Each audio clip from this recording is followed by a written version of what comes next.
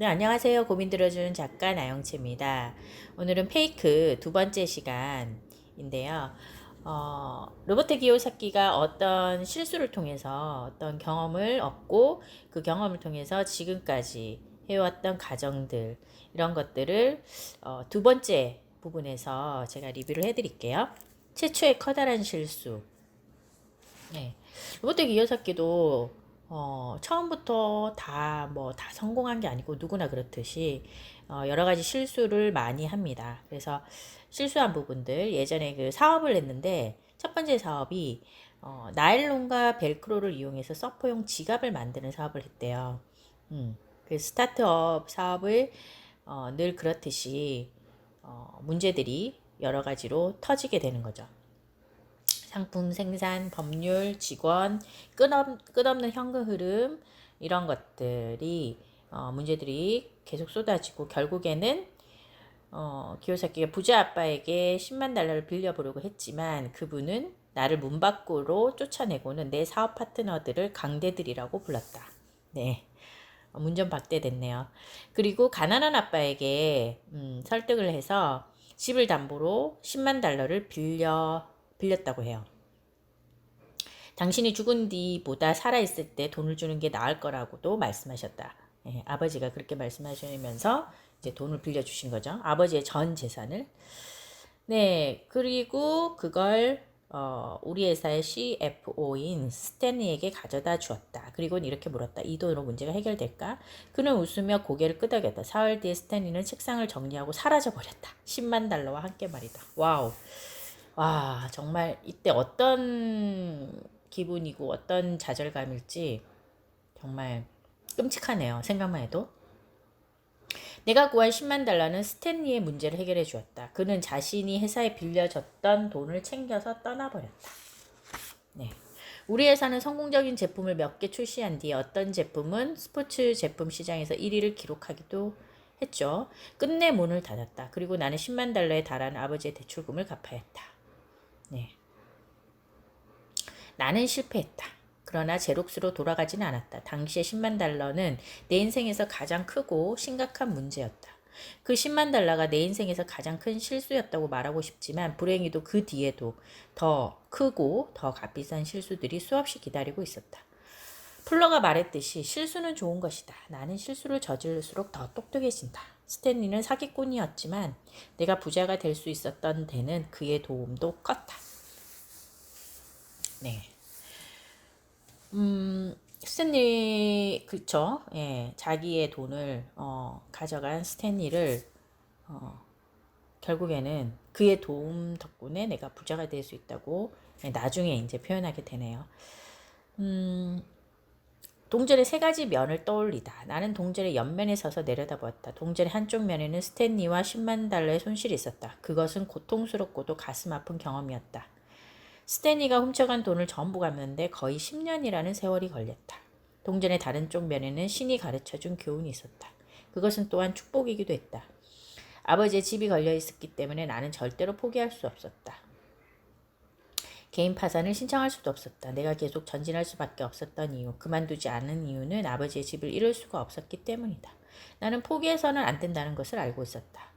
다행히도 내가 얼마나 일을 망쳐버렸는지 알게 된 동생 존이 새 파트너로 뛰어들어 우리 사업을 재건할 수 있었다. 비즈니스를 되살리는 과정은 우리 모두를 더욱 똑똑하고 뛰어나고 현명한 사업가로 만들어주었다. 신이 내 동생의 사랑과 연민을 통해 내가 배워야 하는 것들을 가르쳐 주었던 것이다. 실수야말로 나를 가르친 진정한 교사였다.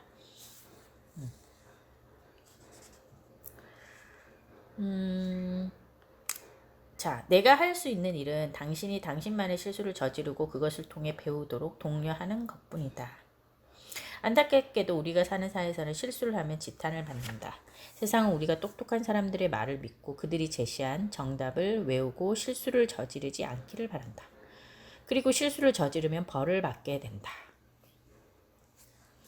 실수를 인정하지 않을 때 일어나는 일들. 첫 번째, 결코 실수하지 않는 척하기. 사람들은 완벽한 척하는 것을 좋아한다. 실수를 한 뒤에도 마치 고양이가 화장실에서 볼일을 본 뒤 그 위에 모래를 덮듯이 아무 일도 없었던 것처럼 시치미를 댄다.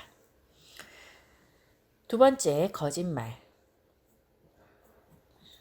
과거에 빌 클린턴 대통령이 나는 그녀와 성적인 관계를 가진 적이 없다라고 말한 것을 기억하는가?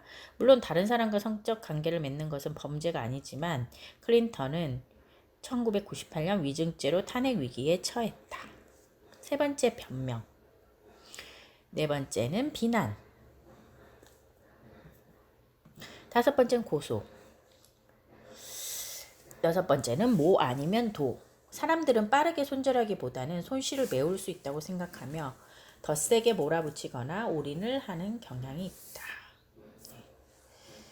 이런 것들이 실수를 인정하지 않을 때 일어나는 일들이라고 해요. 실수는 성공의 열쇠. 에디슨의 실수는 세상을 바꿨다. 그는 3,000번이나 실수를 저지른 뒤 전구를 발명했다. 헨리 포드는 포드사를 설립하기 전에 파산을 경험했고, 아마존 G숍은 형편없이 실패했다. 오라클의 설립자인 레리 앨리스는 수년간 파산 위기에서 허덕이며 전 재산을 저당자폐했다. 샌더슨 대령은 몇 번이고 사업에 실패하고 파산을 겪었지만 65세에 KFC를 성공시켰다.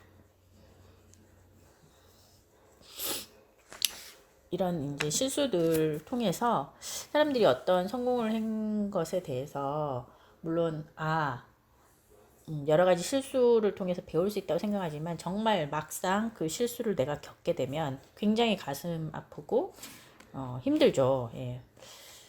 그리고 그 실수를 통해서 이겨내기도 사실상 쉽지는 않아요. 예. 그래서 계속 자신을 다독이고 그리고 마인드 컨트롤 이런 책을 통해서 동기부여가 평소에 필요한 것 같아요.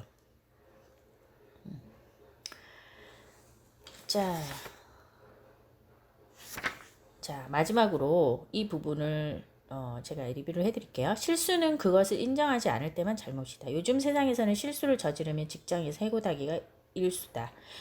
리치데드 컴퍼니에서는 모두가 팀으로 일하며 자기만의 사업을 하고 무엇보다 실수를 하도록 독려받는다. 우리 회사에서 해고되는 경우는 오로지 실수를 저지르고는 그에 대해 거짓말을 했을 때뿐이다. 풀러의 말처럼 실수는 그것을 인정하지 않을 때만 제약이다. 네. 좋아요.